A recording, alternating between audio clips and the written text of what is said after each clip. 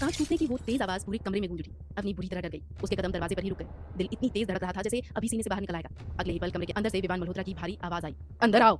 अवनी ने कांपते हाथों से दरवाजा थोड़ा और खोला और धीरे से कमरे के अंदर कदम रखा। तभी उसके पैरों के नीचे कुछ पूरी तरह छुपा। आ! दर्द से उसके होंठ कांप उठे। उसने नीचे देखा तो उसके होश उड़ गए। फर्श पर टूटे हुए कांच के टुकड़े बिखरे पड़े थे और उन्हीं में से एक टुकड़ा उसके पैर में फंस चुका था।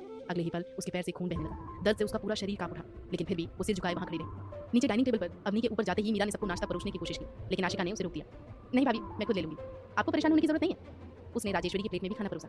राजेश्वरी ने एक निवाला खाते ही कहा, वाह, आज तो पुदीने की चटनी बहुत अच्छी बनी है। आशिका मुस्कुराई। सिर्फ चटनी ही नहीं माँ, सब कुछ बहुत टेस्टी है। पता नहीं भाभी बिना चखे इतना अच्छा खाना कैसे बना लेती हैं। मीरा ने तुरंत ताना मारा। हाँ हाँ, अब क्या वो चक्कर अपना झूठा खाना हम सबको खिलाएगी? आशिका का चेहरा गुस्से से भर गया। मीरा भाभी, मैं आपसे बात नहीं कर रही हूँ, तो प्लीज बीच में मत बोलिए। आज हॉस्पिटल में मेरे बहुत सारे अपॉइंटमेंट है, मेरा मूड पहले ही बहुत खराब है। उसने जल्दी से पानी पिया और राजेश्वरी से बोली, माँ मैं निकल रही हूँ, भाभी आई तो बोल दीजिएगा कि नाश्ता बहुत अच्छा था, और हाँ, और उन्हें बोल देना कि मेरा लंच पैक करने की जरूरत नहीं है। इतना कहकर वो अपनी कार की चाबी उठाकर चली गई। राजेश्वरी चुपचाप मीरा को देख रही थी, जो आराम से बैठी अपना मेकअप ठीक करते हुए नाश्ता कर रही थी। उन्होंने कुछ पल अवनी का इंतजार किया, लेकिन फिर खाना शुरू कर दिया। उन्हें पता था कि विवान के कमरे से अवनी इतनी जल्दी वापस नहीं आएगी। ऊपर कमरे में सन्नाटा पसरा था। अवनी दर्द से कांपते हुए खड़ी थी। तभी विवान हाथ में अपनी सफेद शर्ट लिए उसकी तरफ मुड़ा। उसकी आंखों में गुस्सा साफ दिखाई दे रहा था। मैंने तुमसे कहा था ना कि इस व्हाइट शर्ट को हाथ से धोना, फिर से मशीन में क्यों डाला? अवनी ने वो शर्ट मशीन में डाली ही नहीं थी, लेकिन वो जानती थी कि सफाई देने से बात और बिगड़ेगी। फिर भी उसने धीरे से कहा, नहीं सर, मशीन पहले से चल रही थी, आपने जो कपड़े उसमें डाले थे मैंने बस उन्हें सुखाया था, शायद शर्ट उसी में रह गई थी। बस! विवान गुस्से में चिल्लाया। उसने शर्ट को फर्श पर फेंक दिया और पैर से दबाते हुए बोला, मेरी चीजों को हाथ लगाने की इजाजत किसने दी तुम्हें? क्या खुद को मेरी पत्नी समझने लगी? उसकी आंखों में नफरत उतर आई। आखिर मेरे मामा को अपनी बातों में फंसाकर तुम इस महल तक पहुंच ही गई। मेरे ऑफिस की एक मामूली सी स्टाफ थी तुम, और अब इस घर की बहू बनने का सपना देख रही हो। अवनी चुप रही। उसकी आंखें झुक गई, लेकिन विवान नहीं रुका। गलतफहमी में मत रहना, तुम इस घर में पहले भी स्टाफ थी और आगे भी वही रहोगी। वो धीरे से उसके करीब आया। क्या हुआ? ये मासूम चेहरा बनाकर मुझे पिघलाना चाहती हो? अब अवनी से सहा नहीं गया। उसने कांपती आवाज में कहा, सर प्लीज, मेरा अपमान करने के चक्कर में आप अपने मामा जी के बारे में गलत बोल रहे हैं। वो बहुत अच्छे इंसान हैं। उसकी बात पूरी भी नहीं हुई थी कि अगले ही पल विवान का जोरदार थप्पड़ उसके गाल पर पड़ा। चोट इतनी तेज थी कि अवनी लड़खड़ा कर मेज से जा टकराई। उसके माथे से खून निकल आया। विवान उसे घूरने लगा। मुझसे बहस करने की हिम्मत कैसे हुई तुम्हारी? अवनी ने तुरंत सिर झुका लिया। वो जानती थी कि जवाब देने का अंजाम क्या होता है। विवान ने फर्श की तरफ इशारा किया। पहले ये कमरा साफ करो। पूरे कमरे में शराब की टूटी बोतलों के कांच बिखरे पड़े थे। वही कांच उसके पैरों में चुभे थे। एक इंजीनियर लड़की की हालत आज ऐसी हो चुकी थी कि वो अपने ही खून पर खड़ी होकर किसी नौकरानी की तरह फर्श साफ कर रही थी। अवनी ने अपने आंसू रोक लिए और नीचे झुककर कांच उठाने लगी। हर टुकड़ा उसके हाथों और पैरों में चुभ रहा था, लेकिन उसने आवाज तक नहीं निकाली। विवान उसे लगातार देख रहा था। सुबह सुबह शराब के नशे में डूबा वो खुद पर कंट्रोल नहीं कर पा रहा था। अवनी ने साधारण सी साड़ी पहनी थी, फिर भी उसकी नजरें बार बार उसी पर टिक रही थी। सांवले रंग के बावजूद उसके चेहरे का निखार और उसकी मासूमियत विवान को बेचैन कर रही थी। वो खुद से लड़ रहा था। सांवली है, लेकिन पता नहीं इसमें ऐसा क्या है। मैंने कितनी ही लड़कियां देखी है, पर ऐसी कशिश कभी महसूस नहीं हुई। मैं इशारा करूं तो घंटों में कई हसीन लड़कियां मेरे बिस्तर पर होंगी, और ये कमबख्त दिल ये इसके पीछे भागता है। उसने अवनी को घूरते हुए खुद से कहा, सांवली है, पर पता नहीं इसमें क्या बात है कि इसे देखते ही मेरे हार्मोन्स बेकाबू होने लगते हैं। पता नहीं इस कोयले ने क्या जादू कर दिया है। क्या ये इस मंगलसूत्र का जादू? हाँ, नहीं, ऐसा कुछ नहीं है। उसने नफरत से सोचा, जैसे मुझे रिझाया पता नहीं कितने और को रिझाया होगा। मेरी टूटी किस्मत की मामा ने ये उतरी हुई चीज मेरे गले बांध दी। पता नहीं ये मुसीबत कब मेरा पीछा छोड़ेगी। मैंने तो इसे टॉर्चर करने में कोई कसर ही नहीं छोड़ी, पर यह है कि जाने का नाम ही नहीं लेती, और ऊपर से ये साड़ी पहनकर मेरी धड़कनें बढ़ा रही है। उसने नजरें फेर ली, लेकिन अगले ही पल फिर उसे देखने लगा, जैसे उसकी आंखें खुद पर काबू खो चुकी हैं। अवनी ने जल्दी जल्दी फर्श साफ किया और डरते हुए बोली, सर काम हो गया है, मैंने पोछा भी लगा दिया है, आप चप्पल पहन लीजिएगा, कहीं कांच ना चुभ जाए। वो मुड़कर जाने लगी। तभी अचानक विवान ने गुस्से में अपना ग्लास मेज पर पटका। अगले ही पल उसने तेजी से आगे बढ़कर अवनी का हाथ पकड़ लिया। अवनी कुछ समझ पाती उससे पहले ही विवान ने उसे जोर से खींचकर बिस्तर पर फेंक दिया। उसकी सांसें अटक गई, आंखों में डर उतर आया, और अगले ही पल शराब के नशे में डूबा विवान उसके ऊपर झुक गया। विवान ने अवनी को बिस्तर पर पटक दिया और खुद उसके ऊपर झुककर उसके होंठों पर बड़ी बेरहमी से किस करने लगा। अवनी ने खुद को छुड़ाने की लाख कोशिश की, पर वो जितना विरोध करती विवान की पकड़ उतनी ही मजबूत होती जाती। शराब के नशे में उसे सही गलत का होश नहीं था। वो अवनी के होंठों को किसी खिलौने की तरह काट रहा था। अवनी दर्द से तड़प उठी। उसकी आंखों से आंसू बहने लगे। पिछले एक हफ्ते से अवनी इसी घर में थी, पर विवान ने कभी ऐसी हरकत नहीं की थी। आज यह शराब का नशा था या अवनी का सांवला निखार जो विवान को पागल कर रहा था। वो बस उसे अपना बना लेना चाहता था। अवनी बेबस थी। उसका कोई भी विरोध विवान के जुनून के आगे टिक नहीं पा रहा था। वो उसके करीब आता गया जैसे उसे सांवले और गोरे रंग का कोई फर्क ही महसूस न हो रहा हो। उसे बस अवनी चाहिए थी पूरी तरह। तभी अचानक विवान का फोन बज उठा। रिंगटोन की आवाज ने जैसे ठंडे पानी का काम किया। विवान झटके से होश में आया और उसने अवनी को खुद से दूर धकेल दिया। अवनी ने बिखरे हुए कपड़े संभाले और बिस्तर से नीचे उतरी। विवान ने उसे नफरत भरी नजरों से घूरते हुए कहा, क्या समझ रखा है तूने? यहाँ वहां से अपना शरीर दिखाकर मुझे रिझाने की कोशिश कर रही है। उसने अवनी की पतली कमर को एक झटके में अपनी उंगलियों की गिरफ्त में लिया और बोला, मुझ पर तेरा ये जादू नहीं चलेगा। तू चाहे कितनी भी कोशिश कर ले, ये विवान मल्होत्रा तेरे जाल में नहीं फंसने वाला। वो भूल चुका था कि अभी कुछ पल पहले वो खुद उसके वश में था। अवनी ने उसकी बातों का कोई जवाब नहीं दिया। वो बस सुबकते हुए अपने होठों को जोर जोर से पोंछ रही थी। अगर वो फोन न बजता तो आज विवान अपनी सारी हदें पार कर चुका होता। विवान एक हफ्ते से खुद को रोक रहा था, पर आज शराब ने उसके सब्र का बांध तोड़ दिया था। अवनी ने वही सादी सी नौकरानी वाली साड़ी पहनी थी, फिर भी विवान की नजरें उसके शरीर के उतार चढ़ाव पर ही टिकी थी। अपनी इस कमजोरी पर उसे खुद पर गुस्सा आया और उसने वह गुस्सा अवनी पर निकाल दिया। ए लड़की, अपनी कमर दिखाकर मुझे बहकाना चाहती है? ठीक, शर्म नहीं आती तुझे? दोबारा मेरे सामने मत आना, निकल यहाँ से। विवान की आवाज सुनकर अवनी बिना कुछ कहे सिर झुकाए वहां से भाग निकली। अवनी बदहवास हालत में कमरे से बाहर निकली ही थी कि सीढ़ियों पर उसका सामना मीरा से हो गया। मीरा ने अवनी के बिखरे बाल और कपड़े देखे तो उसे गुस्सा आ गया। उसने बेशर्मी से तंज कसते हुए कहा, क्यों री, सब हो गया क्या? ऐसा क्या दिखाया कि विवान पिघल गया? जरा मुझे भी बता, मैं भी ट्राई करूंगी। अवनी के पास इन घटिया बातों का कोई जवाब नहीं था। वो बस अपनी सिसकियां दबाकर खड़ी रही। ओहो, तू इस रोने धोने से उसे फंसाया है? ये सब नौटंकी हमसे नहीं होगी भाई। मीरा ने अवनी को ऊपर से नीचे तक देखा और बोली, सच सच बता, क्या तुम दोनों के बीच सब खत्म हो गया? क्या सच में उसने तेरी इस काली सूरत को छुआ? मुझे तो यकीन ही नहीं होता। तू जानबूझकर बाहर आकर ये सीन क्रिएट कर रही है ना, ताकि मुझे नीचा दिखा सके? क्या जताना चाहती है कि तू इस घर की मालकिन है? तभी विवान अपने कमरे का दरवाजा खोलकर बाहर आया। मीरा को देखते ही उसने अपनी आवाज में थोड़ा वजन देते हुए कहा, भाभी आप यहाँ क्या कर रही हैं? नाश्ता कर लिया? आज ऑफिस जाने का इरादा है या आज भी घर पर ही रहना है? मीरा तुरंत संभल गई और बनावटी मुस्कान के साथ बोली, अभी तय नहीं किया विवान, मैं तुम्हें मैसेज कर दूंगी। उसने अवनी को एक नफरत भरी नजर से देखा और अपने कमरे में चली गई। जैसे ही मीरा गई, विवान फिर अवनी पर बरस पड़ा। तुझे जरा भी अक्ल नहीं है? ऐसी बिखरी हुई हालत में बाहर आकर मेरा तमाशा क्यों बना रही है? सबको यही दिखाना चाहती है ना कि कमरे के अंदर क्या गुल खिल रहे हैं, इसलिए यहाँ खड़ी है। वो भूल गया कि उसने ही उसे धक्के मारकर बाहर निकाला था। अवनी वहाँ एक पल भी नहीं रुकी। वो दौड़कर अपने मोटर रूम में गई और आईना दिखा। विवान के दांतों के निशान की वजह से उसका होंठ सूज गया था। वो फूट फूट कर रोने लगी। तभी बाहर से विवान की कड़क आवाज गूंजी, अब क्या आरती उतारेगी मेरी? खाना खुद परोस कर खाऊं क्या? बेचारी अवनी अपने आंसू पोंछते हुए बाहर भागी। डाइनिंग टेबल पर विवान बैठा था। अवनी ने उसकी प्लेट में गर्मा गर्म पराठा परोसा और पास में हरी चटनी रख दी। जैसे ही चटनी विवान के होठों को छुई, वो तिलमिला उठा। इतनी मिर्च डाली है खाने में, मुझ पर अपनी भड़ास ऐसे निकालेगी क्या? अवनी हड़बड़ा गई, नहीं सर, मैंने तो मिर्च कम ही डाली थी। तो क्या मैं झूठ बोल रहा हूँ? विवान ने जबरदस्ती पराठे का निवाला चटनी में डुबोया और अवनी के मुंह की तरफ बढ़ाया। जैसे ही मिर्च अवनी के कटे हुए होठों पर लगी, वो दर्द से छटपटा उठी। उसने धीमी आवाज में कहा, नहीं सर, आपके होठों पर चोट है, इसलिए मिर्च लग रही होगी। ये कहते हुए अवनी की पलकें शर्म और दर्द से झुक गई। विवान ने कुछ नहीं कहा। अवनी ने सब्जी परोसनी चाहिए तो उसने हाथ हटा दिया। रहने दे, तेरी बनाई चटनी नहीं खाई जा रही है, सब्जी क्या खाऊंगा, मुझे कुछ नहीं चाहिए। उसने कई पराठे उसी चटनी के साथ खत्म किए और हॉल में चला गया, जहाँ राजेश्वरी बैठी थी। अवनी उसके लिए कॉफी लेकर आई। उसने राजेश्वरी को कप दिया और फिर विवान की तरफ बढ़ी। सर, उसने बिना नजरें मिलाए कप उसकी ओर बढ़ा दिया। विवान फोन देख रहा था। उसने बिना देखे कप पकड़ने की कोशिश की और कॉफी का गर्म प्याला सीधे अवनी के पैर पर गिर गया। अवनी की चीख निकल गई। विवान ने देखा कि अवनी का पैर जल गया है। वो हड़बड़ाया पर अपनी आदत के मुताबिक चिल्लाने लगा, अंधों की तरह कॉफी देती है क्या? अकल नहीं है? देख नहीं सकती मैं बिजी हूँ, कोई फर्स्ट एड किट लाओ, पागल कहीं की। राजेश्वरी ने गौर किया कि विवान भले ही चिल्ला रहा था पर उसकी आंखों में अवनी के लिए एक घबराहट थी। अवनी ने भर्राई आवाज में कहा, कोई बात नहीं सर, मैं मरहम लगा लूंगी। क्या मैं आपके लिए दूसरी कॉफी लाऊं? बहुत दर्द हो रहा है, प्लीज। वहाँ काम करने वाले कुछ लोगों को अवनी पर तरस आ रहा था तो कुछ चलने वाले खुश हो रहे थे। विवान ने कोई जवाब नहीं दिया और फोन में लग गया। अवनी अपने कमरे में जाकर फूट फूट कर रोने लगी। उसके पास कोई मरहम नहीं था पर तभी एक नौकरानी ने आकर चुपके से उसे दवाई दी थी। दवाई लगाने के बाद उसे थोड़ी राहत मिली। वो दोबारा किचन में गई, कॉफी बनाई और विवान को दी पर वो उसे नजरअंदाज कर बाहर चला गया। राजेश्वरी ने उसे दिलासा दिया, जा बहू, पहले कुछ खा ले। अवनी क्या खाती? विवान ने उसे दिन में सिर्फ एक वक्त खाने का हुक्म दिया था। वो अक्सर सुबह भूखी ही रहती। घर के सब लोग चले गए तो वो फिर से घर की साफ सफाई में जुट गई। वहीं अपनी कार में ऑफिस जाते वक्त विवान को सुबह की वो घटना याद आ रही थी। उसके होठों पर एक अनजान सी मुस्कान आई और उसके मुंह से निकला शहद की मटकी। बगल में बैठे हुए पुष्कर शर्मा ने उसे हैरानी से देखा। विवान तुरंत संभल गया और बोला, क्या है पुष्कर, ऐसे क्या देख रहे हो? पुष्कर ने डरते हुए कहा, कुछ नहीं सर। विवान की 7 मंजिला दुकान मल्होत्रा डायमंड्स के सामने कार रुकी। वो अपने खास लिफ्ट से 5वीं मंजिल पर गया। उसका दिन यहीं से शुरू होता था। तभी उसे छोटे भाई कृष्णा का फोन आया जो अपनी गर्लफ्रेंड के साथ पेरिस में था। भाई, मैं सुबह से कॉल कर रहा हूँ, कहाँ बिजी थे? कृष्णा ने पूछा। विवान ने गंभीरता से कहा, काम की बात करो कृष्णा। कृष्णा ने जो बताया उसे सुनकर विवान के पैरों तले जमीन खिसक गई। वो झटके से अपनी कुर्सी से खड़ा हो गया और चिल्लाया, क्या क्या बकवास कर रहे हो? विवान अपने मल्होत्रा डायमंड के ऑफिस पहुंच चुका था। तभी उसके छोटे भाई कृष्णा का फोन आया। कृष्णा ने पूछा, भाई मैं सुबह से कॉल कर रहा हूँ, कहाँ बिजी थे? विवान ने गंभीरता से कहा, काम की बात करो कृष्णा। कृष्णा ने जो बताया उसे सुनकर विवान के पैरों तले जमीन खिसक गई। वो झटके से अपनी कुर्सी से खड़ा हो गया और चिल्लाया, क्या क्या बकवास कर रहे हो? कृष्णा ने कहा, भाई तुम मानो या ना मानो, यही सच है। मैंने एक नहीं 2 बार कंफर्म किया है। पर ये मुमकिन कैसे है? इसकी गुंजाइश तो बहुत कम थी ना, मुझे यकीन नहीं हो रहा। विवान ने माथे का पसीना पोंछते हुए कहा। कृष्णा ने शरारत भरी आवाज में पूछा, यकीन तो करना पड़ेगा भाई। खैर ये बताओ, तुम्हारी वो कोयला कैसी है? ये सुनते ही विवान की आवाज सख्त हो गई। उसने कहा, मिस्टर कृष्णा मल्होत्रा, उनका नाम मिसेस अवनी विवान मल्होत्रा है। अगर उन्हें इज्जत से भाभी बुलाओगे तो ही जिंदा इंडिया लौट पाओगे, वरना पेरिस में ही तुम्हारा काम तमाम कर दूंगा। भाई हो, अपनी जगह रहो और तमीज मत भूलना। इतना कहकर उसने फोन काट दिया। दूसरी तरफ दोपहर का खाना बनाने के लिए जैसे ही अपनी रसोई में दाखिल हुई, प्रधान रसोइया ने उसे रोक दिया। उसने झड़कते हुए कहा, क्या तमाशा लगा रखा है तुमने? सुबह जानबूझकर इतना तीखा खाना बनाया ताकि साहब से बदला नहीं सको? उन्हें पराठा सब्जी वैसे ही ज्यादा पसंद नहीं है, फिर भी उन्होंने खा लिया और तुमने उसमें इतनी मिर्ची झोंक दी। क्या साबित करना चाहती हो? अवनी हैरान रह गई। उसे समझ नहीं आ रहा था कि वो उन्हें कैसे समझाए कि गलती उसकी नहीं थी।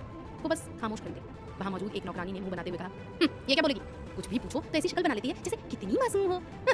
तभी दूसरी औरत ने आग में घी डालते हुए कहा, अरे अरे ये मासूमियत नहीं, घमंड है। महारानी को लगता है कि ये इस महल की मालकिन बन गई है, इसलिए हम जैसों को जवाब देना अपनी शान के खिलाफ समझती है। ये बात सुनकर अवनी का दिल भराया। जहाँ कोई उसे समझने वाला ना हो वहाँ सफाई देना भी बेकार था। अवनी ने माहौल शांत करने के लिए कहा, आई एम सॉरी काका, गलती हो गई, आगे से मैं ध्यान रखूंगी और मिर्च एकदम हिसाब से डालूंगी। उसने सारा इल्जाम अपने सर ले लिया। तभी एक नौकरानी ने तंज कसा, रहने दो, सुबह तो बड़ी प्लानिंग से अपने पैर पर गर्म कॉफी गिरवा ली थी ताकि काम न करना पड़े। जब तक पैर ठीक नहीं होता तुम अपने उसी मोटर रूम में जाकर आराम करो, ठीक है? यहाँ तुम्हारी जरूरत नहीं है। दूसरी वाली फिर शुरू हो गई, साहब ने जानबूझकर इसके पैर पर कॉफी फेंकी होगी। इतनी बेइज्जती सहकर भी जो औरत यहीं पड़ी है उसे तो शर्म बेच खाई है। अगर जरा भी शर्म होती तो अब तक ये घर छोड़ चुकी होती। अवनी से अब और सुना नहीं गया। वो अपने आंसू रोकती हुई अपने कमरे में भागी और अंदर से दरवाजा बंद कर लिया। उधर फोन कटने के बाद कृष्णा पेरिस में बैठा मुस्कुरा रहा था। उसकी गर्लफ्रेंड पवित्रा ने पूछा, क्या हुआ कृष्णा, फोन देखकर पागलों की तरह क्यों हंस रहे हो? मैं पागल नहीं हूँ, पर मेरे भाई उस सांवली परी के चक्कर में जरूर पागल हो गए हैं। कृष्णा की बात सुनकर पवित्रा ने कहा, भाभी बोलो, भाई की पत्नी तुम्हारी भाभी है और तुम उनका मजाक उड़ा रहे हो। कृष्णा ने हंसते हुए उसे गले लगाया, अरे बाबा, मेरा मतलब वो नहीं था, मेरा मतलब था कि भाई को अपनी भाभी से प्यार हो गया है, बस वो खुद इस बात को मान नहीं रहे हैं। पवित्रा ने फिर उसे टोका, पर तुम उन्हें कोयला क्यों बुला रहे थे? मुझे तो शक हो रहा है, क्या तुम मुझसे सिर्फ इसलिए प्यार करते हो क्योंकि मैं गोरी हूँ? कृष्णा ने फौरन पवित्रा के करीब आकर उसकी आंखों में देखा और कहा, रंग से कोई फर्क नहीं पड़ता, सिर्फ प्यार मायने रखता है। और उसने पवित्रा के होठों को चूम लिया। कृष्णा मल्होत्रा खानदान का तीसरा बेटा था। उनके पिता के गुजर जाने के बाद राजेश्वरी ने ही इस पूरे बिजनेस साम्राज्य को संभाला था। उन्होंने अपने चारों बच्चों को बहुत लाड प्यार से पाला। सबसे बड़े बेटे समीर की मौत के बाद उसकी विधवा पत्नी मीरा इसी घर में रह गई। दूसरे बेटे विवान और राजेश्वरी के बीच कुछ ऐसी कड़वाहट थी कि वे बात तक नहीं करते थे। तीसरा कृष्णा था और सबसे छोटी आशिका। कृष्णा से बात करने के बाद विवान काफी उलझन में था। उसने तुरंत अपने खास जासूस और दोस्त विघ्नेश को कॉल लगाया। हेलो, मैं विवान बोल रहा हूँ, उसने रॉब से कहा। विघ्नेश भी उसी मिजाज का था। उसने फॉर्मल होकर कहा, मैं विघ्नेश बोल रहा हूँ, कहिए क्या काम है? विवान ने दांत पीसते हुए कहा, विघ्नेश के बच्चे, तू जहाँ कहीं भी है अगले 10 मिनट में मेरे ऑफिस पहुंच। विघ्नेश ने तड़ाक से जवाब दिया, ऐसे कैसे पहुंच जाऊं? पहले काम बता, अगर मुझे ठीक लगा तभी आऊंगा, ट्रैफिक देख रहा है, 10 मिनट में पहुंचना नामुमकिन है। विवान ने सिर्फ एक वाक्य कहा, तू आ रहा है या मैं आशिका को फोन करूं? विघ्नेश फौरन ढीला पड़ गया, अरे आशिका को बीच में लाने की क्या जरूरत है? आधे घंटे दे, कमिश्नर ऑफिस में हूं, अभी आता हूं। वैसे भी आज सुबह उसे विश करना भूल गया था, वो पहले से ही मुझ पर बम बनी बैठी होगी। विवान ने फोन रखा और आंखें मूंदकर कुछ सोचने लगा। तभी पीए पुष्कर अंदर आया। सर, आपकी चाय? नहीं, चाय नहीं चाहिए, ड्राइवर से कहो गाड़ी निकाले, हमें अभी कंस्ट्रक्शन साइट पर जाना है। विवान ने आदेश दिया। उसने विघ्नेश को व्हाट्सएप पर मैसेज छोड़ा, मेरे कंस्ट्रक्शन साइट पर आ जाओ, और कैबिन से बाहर निकल गया। ऑफिस के कर्मचारी उसे डर डर कर देख रहे थे। साइट पर पहुंचते ही विवान मैनेजर सुब्रमण्यम पर बरस पड़ा। मिस्टर सुब्रमण्यम, ये साइट अब तक पूरी क्यों नहीं हुई? आपको पता है ये सरकारी प्रोजेक्ट हमारे लिए कितना जरूरी है? उसने चिल्लाते हुए आगे कहा, आपने जितना वक्त मांगा मैंने उससे दोगुना दिया। अगर हम वक्त पर काम पूरा नहीं करेंगे तो नए ऑर्डर कहां से लाएंगे? अगर ऐसे ही सुस्ती चलती रही तो कंपनी सड़क पर आ जाएगी। मैनेजर सुब्रमण्यम चुपचाप सुनते रहे। वे पुराने कर्मचारी थे और जानते थे कि इस वक्त विवान का पारा 7वें आसमान पर, इसलिए चुप रहना ही बेहतर है। विवान ने आखिरी अल्टीमेटम दिया, मुझे नहीं पता आप क्या करेंगे, ये साइट तैयार चाहिए। अगर काम नहीं हुआ तो यहाँ जुड़े हर इंसान को मैं नौकरी से निकाल दूंगा। विवान के जाते ही सुब्रमण्यम ने अपने असिस्टेंट से कहा, जल्दी से 4 और टीम में काम पर लगाओ, बॉस ने 2 दिन का वक्त दिया है। और वो वीके कंस्ट्रक्शन वालों ने जो गड़बड़ की है उसका क्या करें? पुष्कर को बोला था कि जब बॉस अच्छे मूड में हो तो बता देना, पर लगता है उसने अभी तक बताया नहीं। तभी पुष्कर हिचकिचाते हुए विवान के पास उसके कैबिन में गया। विवान ने अपनी ठुड्डी खुजलाते हुए उसे देखा और ठंडे स्वर में पूछा, तो पुष्कर, वो वीके कंस्ट्रक्शन का क्या करें? कानूनी तरीके से सुलझाएं या गैर कानूनी तरीके से? पुष्कर के पसीने छूट गए। वो हफ्ता भर से इस बात को बताने से डर रहा था। आज जब विवान ने खुद ही पूछ लिया तो वो हकलाने लगा। वो असल में इससे पहले कि पुष्कर कुछ कह पाता, विवान के हाथ में मौजूद लैपटॉप उड़ता हुआ दरवाजे के पास जा गिरा और चकनाचूर हो गया। तो पुष्कर, उस वीके कंस्ट्रक्शन ने जो गड़बड़ की है उसका क्या करें? मामला कानूनी तरीके से सुलझाएं या गैर कानूनी तरीके से? ये सुनकर पुष्कर के पसीने छूट गए। वो हफ्ते भर से इस बात को बताने से डर रहा था। आज जब विवान ने खुद ही पूछ लिया तो वो हकलाने लगा। ये देखकर विवान ने गुस्से में अपना लैपटॉप फर्श पर पटकते हुए कहा, एक हफ्ते से तुम सब यहाँ घास छील रहे थे। उस आदमी की इतनी हिम्मत कि वो मेरी साइट पर सीमेंट में रेत मिलाकर रखते, और उस इंजीनियर ने ये बात इतनी देर से पकड़ी। उसने गुस्से में आगे कहा, ये बात अब तक मेरे कान में क्यों नहीं आई? मैंने 1000 बार कहा है कि कहीं भी कोई गड़बड़ हो मुझे तुरंत खबर चाहिए। क्या तुम सबको लगता है कि मैं सिर्फ नाम का बॉस हूं और तुम अपनी मनमानी करोगे? पुष्कर जानता था कि इस वक्त मुंह खोलना सही नहीं है, इसलिए वो पत्थर बनकर खड़ा रहा। विवान का गुस्सा शांत होने का नाम नहीं ले रहा था। वो कैबिन में बाघ की तरह चक्कर काट रहा था। तभी विघ्नेश बड़े आराम से अंदर आया और बोला, शमशान में भी कभी कभी कोई आहट सुनाई दे जाती है, पर तेरे ऑफिस का तो ये हाल है कि पता ही नहीं चलता यहाँ इंसान काम कर रहे हैं या मशीनें। तूने सबको इतना डरा के रखा हुआ है कि लोग तुझे देखते ही थर थर कांपने लगते हैं। विघ्नेश का पैर उस टूटे हुए लैपटॉप से टकराया। उसने नाटक करते हुए कहा, ओह माय गॉड, बेचारा लैपटॉप, इसकी आत्मा को शांति मिले। विवान के हाथ लग गया, इसलिए इसकी उम्र कम निकली। उसने लैपटॉप को श्रद्धांजलि दी और पुष्कर की ओर देखकर चुटकी ली। पुष्कर, जाओ और इसे ससम्मान दफन कर दो। विवान ने उसे खून पीने वाली नजरों से देखा और पुष्कर से कहा, पुष्कर तो कब चाय लाओ? पुष्कर को जैसे जीवनदान मिल गया हो। वो जाने ही वाला था कि विवान ने उसे फिर टोका, पुष्कर, ये आखिरी चेतावनी है, अगली बार ऐसा हुआ तो मैं गुनहगार से बाद में पूछूंगा, पहले तुम्हारी नौकरी जाएगी, याद रखना। पुष्कर के जाते ही विवान विघ्नेश पर बरस पड़ा। तुझे बहुत चढ़ी चढ़ गई है, देख नहीं रहा मैं कितना परेशान हूं और तू यहाँ बकवास करने आ गया। विघ्नेश ने जासूसी अंदाज में कहा, मेरे पास भी फालतू वक्त नहीं है मिस्टर मल्होत्रा, अगर काम की बात शॉर्ट में बता सको तो मैं अभी निकल जाऊं। तभी विवान ने अपना फोन निकाला और स्क्रीन पर आशिका का नाम दिखाया। नाम देखते ही विघ्नेश के तेवर ढीले पड़ गए। वो तुतलाते हुए बोला, अरे भाई बोलना भाई, क्या बात है, सब देख लेंगे, तू टेंशन मत ले, बिल्कुल नहीं। ये देखकर विवान ने तंज कसते हुए कहा, मुझसे ज्यादा तो मेरी बहन ने तुझे मरे हुए चूहे की तरह डरा रखा है। विघ्नेश ने बात काटते हुए कहा, हाँ भाई सच है, वैसे भी आशिका तुझसे तो बात करती नहीं, तो वो मेरी बात पर यकीन कर लेगी। विवान ने संजीदगी से कहा, हाँ यार, घर में सब उस कोयला की वजह से मुझसे लड़ रहे हैं, जैसे मैं ही कोई विलन हूँ। विघ्नेश ने हंसते हुए कहा, तो क्या तू विलन नहीं है? सब तो यही कह रहे हैं कि तू ही असली एंटी हीरो है। विवान ने उसे फिर घूरा। विघ्नेश ने बात संभाली, अच्छा बाबा, ये रोमांटिक लुक अपनी बीवी के लिए बचा कर रख। अब बता, एक डिटेक्टिव के तौर पर मेरी क्या मदद चाहिए? विवान ने कृष्णा की बताई सारी बातें विघ्नेश को कह सुनाई। सुनते ही विघ्नेश भी हैरान हो गया। उसने कहा, ये तो कहीं से भी मेल नहीं खा रहा, क्या कृष्णा ने ठीक से जांच की है? खैर तू मुझे सैंपल दे, मैं अपनी बहन से कहकर पर्सनली चेक करवाऊंगा। विवान ने टोकते हुए कहा, अबे विदेश में चेक हो चुका है और वो तो अभी पढ़ाई कर रही है, उसे ये सब कैसे पता होगा? विघ्नेश ने समझाया, आजकल यूट्यूब और सोशल मीडिया का जमाना है भाई, उसे इन सब रिसर्च में बहुत इंटरेस्ट है, वो पक्का सच उगलवा लेगी। तभी पुष्कर चाय लेकर अंदर आया। विघ्नेश ने फिर उसे छेड़ा, क्यों पुष्कर, बहुत मजे में लग रहा है? विवान शांत बैठा रहा। पुष्कर ने विघ्नेश के कान में फुसफुसाते हुए कहा, अबे विघ्नेश चुप रह, वो पहले से ही बारूद बना बैठा है, तू आग में घी मत डाल। ये तीनों, विवान, विघ्नेश और पुष्कर, पुरानी दोस्त थे, पर काम के वक्त विवान सिर्फ प्रोफेशनल रहता था। विघ्नेश ने फिर पूछा, वैसे मेरी भाभी क्या कह रही है? भाभी का नाम सुनते ही विवान को अपनी की याद आई। वो हड़बड़ाहट में घर का नंबर मिलाने लगा। वहीं पेरिस में कृष्णा और पवित्रा आईफिल टावर के पास एक कैफे में बैठे थे। पवित्रा ने अचानक पूछा, कृष्णा तुम अपनी उस भाभी को घर से कब निकालोगे? ये सुनते ही कृष्णा उबल पड़ा। पवित्रा ये क्या कह रही हो? वो भले ही सांवली है पर सोने जैसा दिल है उनका। माँ और आशिका को छोड़कर बाकी सब उन्हें जलील करते हैं और तू भी यही चाहती है। बेचारी बहुत दुख झेल रही है, उनका दुख मुझसे देखा नहीं गया, इसलिए मैं यहाँ आ गया और तू भी मेरे साथ चिपकी हुई है। पवित्रा ने पलटकर कहा, मैं चिपकी नहीं हूँ, मैं अपनी कंपनी के बॉस की पीए बनकर आई हूँ। कृष्णा की कंपनी में पवित्रा ही उसकी पीए थी। कृष्णा ने शरारत भरी आवाज में कहा, अच्छा तो पता है तुम्हारा बॉस क्या करने वाला है? इतना कहकर वो उसके होठों की तरफ झुका पर पवित्रा ने उसे रोक दिया। वो बोली, पहले मेरे सवाल का जवाब दो, मैं क्या अपनी भाभी को घर से निकालने की बात कर रही थी? वो कितनी स्वीट है, जब भी मैं स्टाफ बनकर तुम्हारे घर गई उन्होंने मुझे बिना खिलाए कभी नहीं भेजा। ये पवित्रा खिलाने वाले का हाथ कभी नहीं काटती। कृष्णा उलझते हुए बोला, तो फिर तूने अभी क्या पूछा था? पवित्रा ने माथा पीट लिया और कहा, अरे बुद्धू, मैं मीरा भाभी की बात कर रही थी। ओह मीरा, मैं तो उसे इंसान ही नहीं मानता, सॉरी डार्लिंग, मैंने गलत समझ लिया। कहते हुए कृष्णा की आंखों में अपने भाई समीर की याद के आंसू आ गए। उसने कहा, वो मीरा औरत नहीं, डायन है। मुझे तो शक है कि समीर भाई की मौत के पीछे उसी का हाथ है। समीर भाई मेरे भाई नहीं, पिता थे, बेचारे उस चुड़ैल के जाल में फंसकर दुनिया ही छोड़ गए। पवित्रा ने कहा, मुझे सब पता है बॉस, तुमने कितनी बार बताया है। उसे घर से बाहर क्यों नहीं निकाल देते? वो अपनी भाभी को भी कितना टॉर्चर करती है, मेरे सामने उनकी बुराई करती है। अगर मैं उनकी जगह होती तो एक दिन भी उस घर में ना रुकती। कृष्णा ने पूछा, इसलिए तुम मुझसे शादी नहीं कर रही? पवित्रा बिना जवाब दिए उठकर चल दी और उसका बॉस कृष्णा उसके पीछे पीछे भागा। वहीं घर पर नौकरों की जली कटी बातें सुनकर अपनी टूट गई थी। उसने खुद को कमरे में बंद कर लिया पर नौकरों ने दरवाजा खटखटाते हुए हुक्म दिया, एक बार क्या कह दिया कि आराम करो, तो सच में सो गई। हम खाना खाने जा रहे हैं, हमारे आने तक किचन साफ हो जाना चाहिए और दोपहर तक खाना तैयार मिलना चाहिए। अपनी बाहर आई और रसोई के एक कोने में फर्श पर बैठ गई। उसने अपना पैर देखा जहाँ कॉफी गिरी थी, वहाँ की खाल लाल हो गई थी। खड़े होने में भी उसे तकलीफ हो रही थी पर खाना तो बनाना ही था। उसे काम से डर नहीं लगता था क्योंकि काम में ही वो अपना गम भूलती थी, पर आज शरीर साथ नहीं दे रहा था। तभी राजेश्वरी रसोई में आई, उन्हें देखकर अपनी हड़बड़ा गई। जी माँ जी, आपको कुछ चाहिए? मुझे कुछ नहीं चाहिए। तेरा पैर कैसा है, दवा लगाई? राजेश्वरी ने पूछा। जी माँ जी, थोड़ा ठीक है। अवनी ने झूठ बोला। राजेश्वरी ने उसके सिर पर हाथ फिराया और पूछा, क्या तूने खाना खाया? अवनी ने सिर हिलाकर मना कर दिया। राजेश्वरी ने खुद प्लेट में खाना निकाला और अवनी को देते हुए कहा, पहले खा ले, फिर अपने पति का दिया हुआ काम करना। जहाँ हक होता है वहीं गुस्सा भी होता है। अवनी उन्हें हैरानी से देखने लगी। राजेश्वरी ने चलते चलते कहा, तू घबरा मत, तेरी जिंदगी एक दिन जरूर बदलेगी। मैं उसी दिन का इंतजार कर रही हूँ। अवनी की आंखें भर आई। कम से कम इस घर में कोई तो था जो उसे प्यार करता था। दूसरी तरफ मीरा अपनी माँ से फोन पर बात कर रही थी। मैं क्या करूँ माँ, विवान अभी भी मुझे सिर्फ भाभी भाभी ही बुलाता है। मैं उसके करीब नहीं जा पा रही। ऊपर से वो कोयला को ब्याह लाया है। मैं उसे जितना हो सके उतना टॉर्चर कर रही हूँ, पर वो है कि जाने का नाम ही नहीं लेती। मीरा की माँ ने दूसरी तरफ से कुछ कहा जिसे सुनकर मीरा की आंखों में चमक आ गई। वो बोली, ठीक है माँ, मैं अभी जाकर देखती हूँ, पहले वो काम निपटा लूँ फिर तुमसे बात करती हूँ। मीरा फोन रखकर उस काम के लिए निकल पड़ी जो उसकी माँ ने बताया था। मीरा फोन पर माँ से बात करने के बाद उनके बताए काम करने के लिए निकल पड़ी। इधर नाश्ता करने के बाद अवनी ने अपनी प्लेट धोकर रख दी।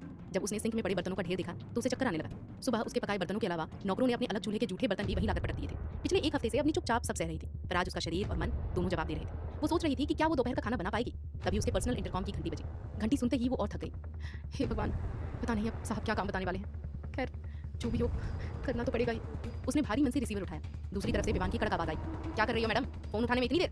उसकी आवाज सुनकर अवनी सिहर उठी। वो कुछ बोल ना पाई तो विवान फिर चिल्लाया, क्या मुंह में दही जमा रखी है, बोलना नहीं आता क्या? अवनी हड़बड़ा कर बोली, जी जी वो सर मैं बर्तन धोने जा रही थी, धोकर फिर दोपहर का खाना बनाना है। बर्तन नौकर धो लेंगे, तुम दोपहर के लिए नॉनवेज बनाओ 4 लोगों के हिसाब से और खाना लेकर सीधा ऑफिस आ जाओ, जल्दी आना, समझी? अवनी ने बस सिर हिला दिया। क्या हुआ, आवाज नहीं आ रही? बना लोगी ना? विवान गुर्राया, जी सर बना लूंगी। अवनी ने जल्दी से कहा, सारा सामान फ्रिज और स्टोर रूम में मिल जाएगा, और सुनो मिर्च जरा कम रखना, सुबह की तरह सारा डिब्बा मत जोक देना, समझी? विवान ने हिदायत दी। जी सर। अवनी ने जैसे ही ये कहा उसके गाल शर्म से लाल हो गए। दूसरी तरफ विवान के होठों पर भी सुबह की चोट की वजह से हल्की जलन हुई। उसने अपने होठों को छुआ तो उसके मन में फिर से वही शहद चखने की चाहत जगी, पर उसने तुरंत खुद का मन वहां से हटा दिया। विवान फोन रखकर अपने होठ सहला ही रहा था कि विघ्नेश कैबिन में आ गया। उसने चुटकी लेते हुए पूछा, क्यों मियां, तेरे होठ इतने लाल और सूजे हुए क्यों हैं? ऐसा क्या कर लिया? कहीं कुछ ऐसी वैसी चीज तो नहीं पी ली? तुझसे हल्की शराब की बू भी आ रही है, कौन सा ब्रांड ट्राई किया? विवान ने चिढ़कर कहा, तुझे भी चाहिए क्या? रुक अभी आशिका को फोन लगाता हूँ, वो तुझे अच्छा ब्रांड खाएगी। इतना कहकर वो कैबिन के अंदर बने अपने बेडरूम में चला गया। बिस्तर पर लेटकर उसने हाथ सिर के नीचे रखा और सोचने लगा, मैं तुझे जितना खुद से दूर करना चाहता हूँ उतना ही मेरे दिल में उतरती जा रही है। वो बेचैन होकर बुदबुदाया, जल्दी आजा, अब तेरे बिना रहा नहीं जा रहा। उसने अपना फोन निकाला और एक हफ्ते पुरानी सीसीटीवी फुटेज देखने लगा। जब अवनी उसी ऑफिस में काम करती थी। फुटेज में अवनी ने बालों में तेल लगाकर लंबी चोटी गूंथ रखी थी, सादा सा चूड़ीदार और चेहरे पर चश्मा। वो सावली तो थी पर किसी काले हीरे की तरह चमक रही थी। दुनिया के लिए वो सिर्फ अवनी थी, पर उसके एक दोस्त चंद्रशेखर के लिए वो खास थी। विवान को पता नहीं था कि वो चंद्रशेखर अब कहाँ है। विवान फुटेज देखने में इतना खो गया कि उसे वक्त का पता ही नहीं चला। तभी बाहर से विघ्नेश की आवाज आई। विवान बेमन से बाहर आया। क्यों चिल्ला रहा है, थोड़ी देर चैन से नहीं रहने देगा? विघ्नेश बोला, अबे हद है, खुद फोन करके बुलाया और अब अंदर जाकर सो गया। क्या सुबह से ही शुरू हो गया तू? ये सब ठीक नहीं है। विवान ने उसे घूर कर देखा। मेरी जगह होता तो समझ आता। जो भी है तू जाने, मैं निकल रहा हूँ, ऑफिस में काम है। इतना कहकर विघ्नेश जाने के लिए मुड़ा। कहाँ जा रहा है? घर से तेरे लिए भी खाना मंगवाया, तेरी पसंद की चिकन बिरयानी, खाकर जाना, विवान ने कहा। विघ्नेश बिरयानी का नाम सुनते ही रुक गया और सोफे पर बैठकर मोबाइल में गेम खेलने लगा। इधर घर पर अवनी ने प्रधान रसोइया से नॉनवेज बनाने की इजाजत मांगी। उन्होंने चिढ़कर कहा, जो करना है कर, बस कुछ बर्बाद मत करना, जैसे अवनी उनकी जायदाद लुटाने वाली। अवनी ने चुपचाप सामान जुटाया और खाना बनाने लगी। तभी घर का एक छोटा मोटा काम करने वाला लड़का ये देखकर कि किचन में कोई नहीं है अवनी के पास आया। अवनी ने उसे नजरअंदाज किया पर वो करीब आकर बोला, अकेले क्यों मेहनत कर रही हो, लाओ मैं प्याज काट देता हूँ। वो इतना करीब आ गया कि उसका हाथ अवनी से टकराने लगा। अवनी ने हाथ में पकड़ा चाकू उसके पेट के पास सटा दिया और गरज कर बोली, कमीने ये क्या बदतमीजी है, क्या इसी काम के लिए यहाँ नौकरी कर रहा है? विवान सर को बताऊँ क्या? अवनी दिखती भोली थी पर इज्जत पर बात आए तो दुर्गा बन जाती थी। वो लड़का डर गया। उसे लगा था कि वो अपने गोरे रंग और लुक से अपनी को लुभा लेगा, पर अवनी के तेवर देखकर उसके होश उड़ गए। फिर भी अपनी हार ना मानते हुए बोला, ए ज्यादा सीन मत दिखा। मैं जैसा दिखता हूँ ना, कोई यकीन नहीं करेगा कि मैंने तुझ जैसी लड़की के साथ कुछ गलत करने की कोशिश की। मैं कह दूंगा तू खुद मुझ पर डोरे डाल रही थी, तो सब मेरा ही यकीन करेंगे। चुपचाप एडजस्ट कर ले वरना। तभी अवनी ने उसके गाल पर एक जोरदार तमाचा चला और बोला, क्यों रे बहुत रंग रंग करता है ना? अभी जो तू चिपक कर खड़ा था तब मेरा काला रंग तुझ पर नहीं चढ़ा? तुम मर्दों को औरतों के शरीर के अलावा कुछ दिखता है? उनमें भी दिल होता है, जैसे तेरी माँ और बहन है वैसे ही मैं भी हूँ। वो लड़का घायल सांप की तरह उसे घूरने लगा। अवनी ने चाकू फिर ऊपर किया, इज्जत से यहाँ से दफा हो जा वरना यहाँ आज खून गिर जाएगा। वो लड़का बड़बड़ाता हुआ वहाँ से निकल गया। आज तो बच गई, और किसी दिन हाथ आएगी तब देखूंगा। अवनी सोचने लगी, अपने ही घर में औरतें महफूज नहीं। अगर पति ठीक होता तो उससे कह, मैं इस महल के मालिक की पत्नी हूं, फिर भी सुरक्षित नहीं, तो यहाँ काम करने वाली बाकी लड़कियों का क्या हाल होता होगा? फिर खुद से बोली, खैर छोड़, मैं भी तो यहाँ एक नौकरानी ही हूँ। उसके बाद उसने सारा काम निपटाया, खाना पैक किया और अपने पति की कंपनी की ओर निकल पड़ी। उधर पेरिस में कृष्णा मल्होत्रा अपने ऑफिस में घुसा और पवित्रा उसके पीछे पीछे थी। ऑफिस के गेट तक ही वो प्रेमी प्रेमिका थे। अंदर कदम रखते ही वे बॉस और कर्मचारी बन जाते थे। मिस पवित्रा, मल्होत्रा फूड्स वाली फाइल कहाँ है? क्या आपने चेक किया कि दूध और चॉकलेट की क्वालिटी सही है? कृष्णा ने पूछा। पवित्रा ने प्रोफेशनल अंदाज में जवाब दिया, यस सर, सब चेक कर लिया है, बस आपकी साइन चाहिए। तभी कृष्णा का फोन बजा। उसके मामा रंजीत बजाज का फोन था, जो अबू धाबी में उनके परफ्यूम बिजनेस को देख रहे थे। कृष्णा ने फोन उठाया, कहिए मामा, काम कैसा चल रहा है? यहाँ सब ठीक है भांजे, तुम पेरिस सुरक्षित पहुंच गए ना? आज ऑफिस गए हो या छुट्टी मना रहे हो? मामा ने पूछा। ऑफिस में ही हूँ मामा, आप घर कब लौट रहे हैं? मामा ने कड़क आवाज में कहा, ये तो तुम्हारा भाई तय करेगा। जिस दिन विवान अपनी को अपनी पत्नी का पूरा हक दे देगा, मैं उसी दिन घर लौटूंगा। यही बात मैंने तुम्हारी माँ से भी कह दी है। कृष्णा ने झिझकते हुए पूछा, मामा आप उस कोयला को इतनी अहमियत क्यों दे रहे हैं? आपने उसकी शादी भाई से करवाई ही क्यों? कृष्णा, वो तुम्हारी भाभी है, तमीज से बात करो। उधर से मामा की आवाज गूंजी। मामा, मेरे एक बार कोयला बोलने पर आपको इतना गुस्सा आ गया, पर उस घर में उसे दिन में 1000 बार यही सुनना पड़ता है। मेरी मानिए, उसे कहीं और अच्छी जगह रहने भेज दीजिए। सबसे पहले तो भाई और उसका तलाक। जुबान संभाल कृष्णा, क्या बकवास कर रहा है? तुझे अपने भाई की खुशी की कोई फिक्र नहीं है। तू तो अपनी जोड़ी बनाकर घूम रहा है, पर उसे अकेला छोड़ना चाहता है। अगर अब एक शब्द और बोला तो मुझसे बुरा कोई नहीं होगा। फोन रखो। मामा ने गुस्से में फोन काट दिया। कृष्णा की बात सुनने के बाद उसके मामा रंजीत ने गुस्से में फोन काट दिया, पर कृष्णा काफी देर तक हाथ में मोबाइल थामे बैठा रहा। तभी पवित्रा पास आई और बड़े हक से बोली, क्या हुआ कृष्णा, तुम्हें जरा भी अकल नहीं है क्या? मामा जी से इस तरह कौन बात करता है? चुप रह पवित्रा, ऐसे लोगों से इसी भाषा में बात करनी चाहिए। हमारी ऑफिस में बेचारी शांत रहकर अपना काम कर रही थी, पर मामा ने न जाने क्या पट्टी पढ़ाई कि उसकी शादी विवान भैया से हो गई। चलो मान लिया कि भले ही शादी कराई, पर क्या एक बार भी मुड़कर देखा कि वो दोनों खुश हैं या नहीं? कृष्णा ने अपनी भड़ास निकालते हुए आगे कहा, वो तो खुद मजे से अबू धाबी की कंपनी में जाकर बैठ गए। जेल में भी शायद ज्यादा आजादी मिल जाए, पर हमारे घर में अपनी भाभी हर दिन नर्क झेल रही हैं। वो भले ही सांवली हैं, पर उनका मन कितना साफ है, सब पर प्यार लुटाती हैं। पर वो जल्लाद उन्हें समझ नहीं पाता, उसे लगता है कि सिर्फ गोरी लड़कियां ही सुंदर होती हैं। पवित्रा ने उसे घूर कर देखा तो कृष्णा मुस्कुराकर बोला, अरे बाबा, सच कह रहा हूँ, सांवली होने के बाद भी उनके चेहरे पर एक अलग ही तेज है। उन्हें बोलने की जरूरत नहीं पड़ती, उनकी आंखें ही सब कह देती हैं।